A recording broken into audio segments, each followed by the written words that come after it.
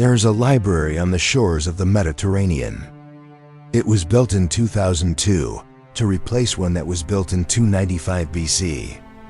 The gap between those two dates, 23 centuries, is the story of what happens when a civilization loses the institution it built to remember itself. The ancient library of Alexandria is the most famous institution that no longer exists. Everyone knows it burned. What almost no one knows is that there was no single catastrophic fire, no one night that ended everything. The library died the way most knowledge dies, gradually through neglect, through the withdrawal of funding, through the departure of the scholars who maintained it, through the slow deterioration of papyrus rolls that no one replaced. It died because the conditions that made it possible stopped being maintained. Not in a night, over centuries. That is a more disturbing story than the fire. Because the fire is something that happened to Alexandria. The slow forgetting is something Alexandria did to itself. And we are doing it too. The Library of Alexandria was not a building. That is the first misunderstanding, and it matters. The library was a system, a set of institutional practices designed to do one thing: ensure that knowledge, once produced anywhere in the known world, would not be lost. The acquisition policy was systematic and aggressive. Ships arriving in Alexandria's harbor had their books confiscated, copied by scribes, and returned to their owners. The copy stayed. The original, when possible, also stayed. At its peak, the library held an estimated 400,000 to 700,000 scrolls, the largest collection of written knowledge in the ancient world by an enormous margin. But the library was more than storage, it was a flow. Scholars were invited from across the Mediterranean world to study, debate, and produce new work. The Mausian, the research institution attached to the library, provided stipends, housing, and access to the entire collection. The model was not a warehouse. It was a living ecosystem of knowledge, intake, synthesis, production, transmission. When the flow stopped, the storage became irrelevant. When the storage deteriorated, the flow had nowhere to return to. To understand how a civilization loses everything it built to preserve itself, you have to understand why Alexandria was the only place on Earth where this system could have been built. And that requires starting with the geography that created the city and the political ambition that made the library not just possible, but inevitable. Alexandria was not built where Egyptian cities had always been built. Egyptian civilization organized itself along the Nile. Memphis, Thebes, the great ceremonial centers, all inland, all oriented toward the river that was Egypt's agricultural and spiritual spine. Alexander the Great, arriving in Egypt in 331 BCE, looked at the Mediterranean coast and saw something different. He saw the hinge. The site he chose, a narrow strip between sea and Lake Mariot, west of where the Nile reached the coast, was not an Egyptian site. It was a Greek site, chosen for Greek purposes. The natural harbor formed by the island of Pharos gave the city two sheltered anchorages simultaneously accessible to Mediterranean shipping. The Nile's canal system connected Alexandria to the Egyptian interior, to the grain surplus, the papyrus marshes, the agricultural wealth of the most productive land in the ancient Mediterranean world. Alexandria was positioned to receive goods and knowledge from the entire Mediterranean basin and distribute them into Africa, and to receive the agricultural wealth of Egypt and project it outward into the world. Ancient accounts describe Alexander pacing out the city's boundaries himself, using barley flour to mark the lines on the ground when chalk ran out, when birds descended and ate the flour. His soothsayers read it as an omen of the city's future abundance. Alexander, who understood the value of a good story, accepted the interpretation. He left Egypt 6 months later and never returned. He died in Babylon 8 years after founding the city that would bear his name for 30 centuries. He never saw what his successors built on the geography he had chosen. And what they built was unlike anything the ancient world had attempted. The first two Ptolemies, Ptolemy I Soter and Ptolemy II Philadelphus, built the library and the Mausoleum as a deliberate act of political and intellectual ambition. The logic was explicit. Ptolemy I wrote to the heads of every significant state in the Mediterranean world, asking them to send any books they possessed. He did not ask for copies. He asked for the originals. The library's first director was Zenodotus of Ephesus, appointed around 295 BC. He faced a problem no one had faced before. How do you organize 500,000 scrolls so that a scholar can find what they are looking for? He invented the solution that we still use. He arranged the library's poetry holdings in alphabetical order by the author's first name. It was the first alphabetical catalog in human history.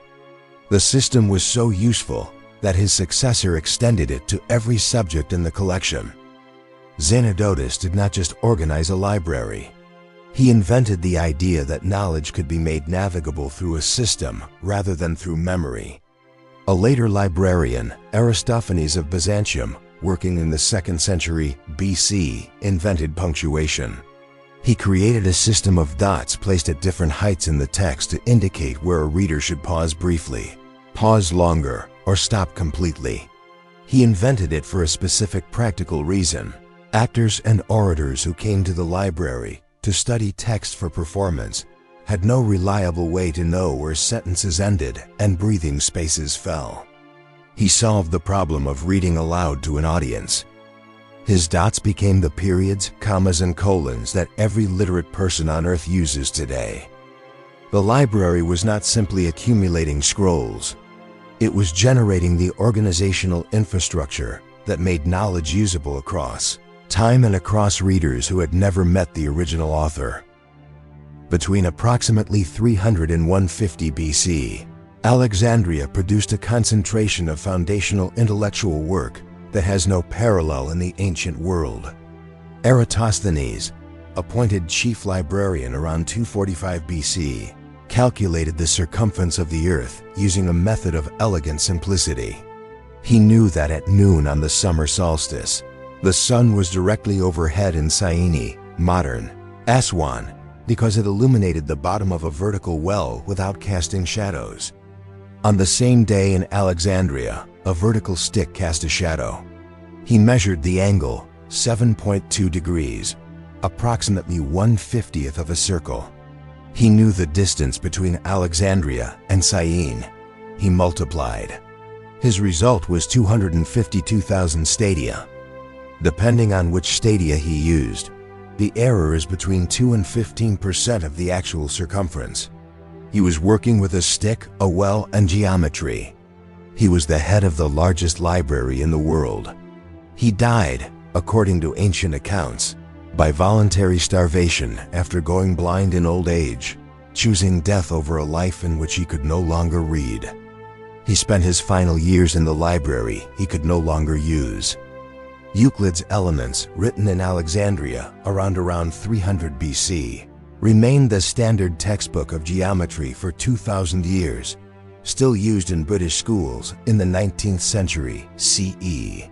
Herophilus and Erasistratus conducted the first systematic dissection of human bodies in Western history, with royal permission, in a city cosmopolitan enough to make the practice acceptable in ways it was not elsewhere. Their anatomical work remained the most accurate available in Western medicine for 500 years. Aristarchus of Samos proposed that the Earth orbited the Sun around 270 BC. He was correct. He was largely ignored. The organism was at maximum intellectual capacity, producing knowledge faster than any single civilization had ever produced it, and entirely dependent on the political stability and institutional commitment of whoever governed Egypt. When Rome absorbed Egypt in 30 BC after the death of Cleopatra, Alexandria became the second city of the Roman Empire. It remained enormous, perhaps 500,000 people, the largest city outside Rome itself. Its harbor continued handling grain shipments that fed the capital. Its scholars continued working. The library and Mausoleum continued operating. But the nature of the patronage had changed. The Ptolemies had built the library as a statement of dynastic identity, the institution that justified Alexandria's claim to be the intellectual capital of the world. For them, funding the library was funding their own legitimacy. Rome had no equivalent motivation. The emperors who patronized Alexandria's scholars did so as individual acts of cultural generosity, not as institutional commitments. When a generous emperor died, funding could be reduced. When a hostile emperor came to power, as Caracalla did in 215 CE, when he massacred Alexandria's population after they mocked him, the intellectual institution suffered. The library was not destroyed by Rome. It was slowly defunded by it. We know the works of Archimedes today because of a single Byzantine monk who, in the 13th century CE, scraped the text off a parchment manuscript of Archimedes' mathematical works in order to reuse the parchment for a prayer book. The original text was not entirely erased. Traces remained beneath the prayers. In 1906, a scholar named Johann Ludwig Heiberg examined the manuscript under low light and recognized what was underneath. In 1998, multispectral imaging fully recovered the hidden text. The Archimedes palimpsest, as it is now called, contains works that exist nowhere else on Earth. One monk, one decision, one parchment. That is the margin by which significant portions of ancient mathematics survived. The Great Fire that everyone remembers did not destroy the library, but it did happen. And understanding what it actually destroyed and what it didn't is essential to understanding how knowledge really dies. In 48 BC, Julius Caesar, cornered in Alexandria's harbor during the civil conflict, ordered ships burned to prevent them being used against him. The fire spread. Ancient sources disagree about what burned. Plutarch, writing 150 years after the event, suggests some books were destroyed, possibly in a waterfront warehouse, not the library itself. Strabo, visiting Alexandria around 25, a generation after Caesar's fire, described the Mausoleum as still functioning. The library continued after Caesar. What ended it was slower and less dramatic. Aurelian's suppression of an Alexandrian revolt in around 270 CE damaged the royal quarter where the Mausoleum was located. Theophilus, bishop of Alexandria, destroyed the Serapeum, a temple complex housing a secondary collection, in 391 CE, on orders from Emperor Theodosius. Hypatia of Alexandria was the daughter of the mathematician Theon, who was one of the last scholars associated with the Mausoleum. She taught mathematics, astronomy, and Neoplatonic philosophy. Her students included Synesius of Cyrene, who later became a bishop and whose letters to her, asking questions about astronomical, instruments and mathematical problems, are among the best evidence we have for what she actually taught. In March of 415 CE, she was pulled from her carriage by a mob associated with the bishop Cyril, taken to a church, stripped, killed with pottery shards, and her body burned. She was approximately 60 years old. Her work did not survive. What we know of her comes from letters written to her, not from anything she wrote. She is the last person we know by name who worked in the Alexandrian tradition. Not one fire, 4 events across 3 centuries. Each survivable in isolation, collectively fatal. The Arab conquest of Alexandria in 641 CE is often cited as the final destruction of the library. The attribution is almost certainly wrong. By 641, the library as an institution had been declining for 3 centuries. The scholarly community had dispersed. The acquisition programs had ended. The institutional funding had lapsed. What the Arab conquest ended was not the library. It was Alexandria's status as the intellectual capital of the Mediterranean, a status it had been losing since the 2nd century CE. The knowledge that had been in Alexandria did not entirely disappear. Some had been copied and transmitted. Euclid's Elements survived in multiple copies. Archimedes' works survived partially. Galen's medical texts survived extensively. But the survival was uneven and accidental. The version of Euclid's Elements that every mathematician in the world uses today descends from a single manuscript copy made by a Byzantine scholar named Theon of Alexandria in the 4th century CE. Theon did not simply copy the text, he edited it, corrected what he believed were errors, and added explanatory notes. For 14 centuries, no one knew that Theon's version was not the original. Then, in 1808, a manuscript was discovered in the Vatican Library that predated Theon's edition. Comparing the two revealed what Theon had changed. The most foundational mathematical text in Western history was transmitted through a single editor's choices about what to keep and what to correct. What survived was what happened to be copied before the originals deteriorated. What happened to be in a location where someone cared enough to maintain it. What happened to be translated into a language spoken by a civilization still functioning when the original civilization collapsed. The transmission of ancient knowledge to the medieval world was not a system. It was a series of lucky accidents. After the Arab conquest, Alexandria reorganized itself around what it had always had beneath the library's reputation: the harbor. The geographic logic that had made Alexandria the hinge between the Mediterranean and Egypt did not change when the library declined. Ships still needed to enter and exit. Grain still moved. Commerce still flowed. Alexandria survived as a city and survives today as Egypt's 2nd largest, with a population of over 5 million, because its geographic position remained valuable long after the institutional purpose that made it famous had dissolved. But the city that continued was a different organism from the city that had been. Medieval Alexandria had no Mausian, no systematic acquisition program, no institutional mechanism for preserving and transmitting knowledge. The scholars who had sustained the intellectual tradition had dispersed, some to Constantinople, some to Antioch, some absorbed into the Islamic scholarly tradition that would, in Baghdad a century later, attempt something similar to what Alexandria had built. The city remembered that it had once been great.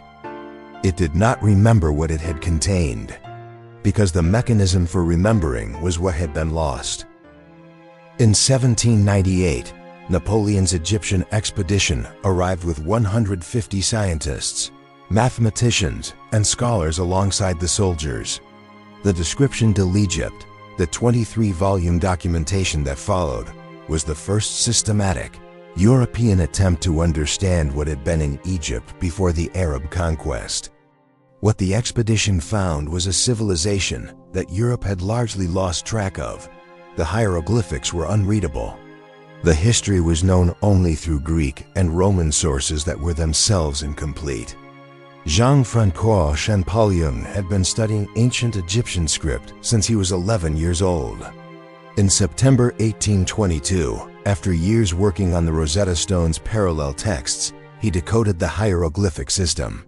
He ran to his brother's office, announced that he had solved it, and fainted.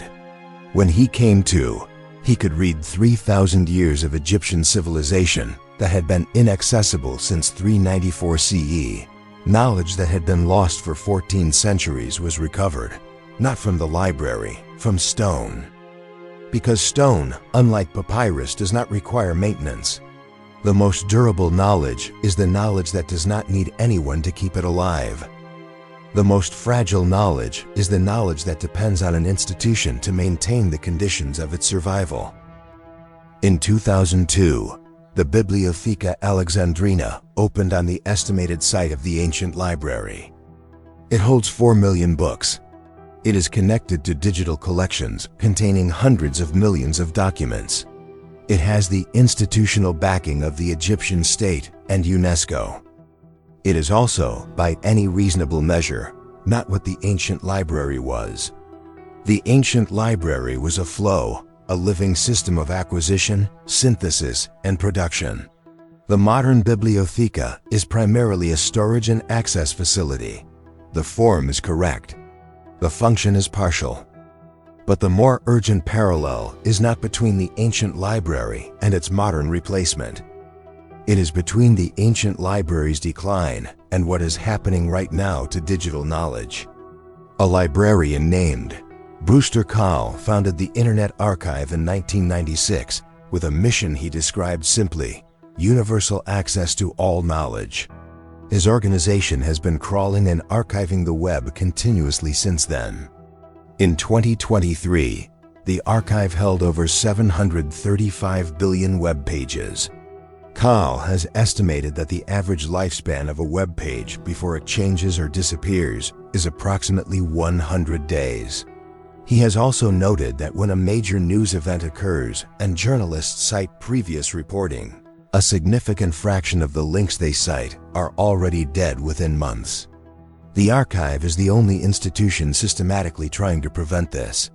It operates on donations, without government funding, without a permanent institutional home, without a legal mandate. The largest knowledge preservation project of the digital age is run by a nonprofit with no guaranteed future. Studies of academic literature consistently find that a significant fraction of cited web links go dead within years of publication, content moved, deleted, or allowed to expire without anyone noticing. The ancient library's decline was a slow process of institutional withdrawal across 3 centuries. The digital equivalent is happening on a different timescale, but the mechanism is identical. The assumption that important things, once created, maintain themselves. They do not. Alexandria is not a historical cautionary tale. It is a current one.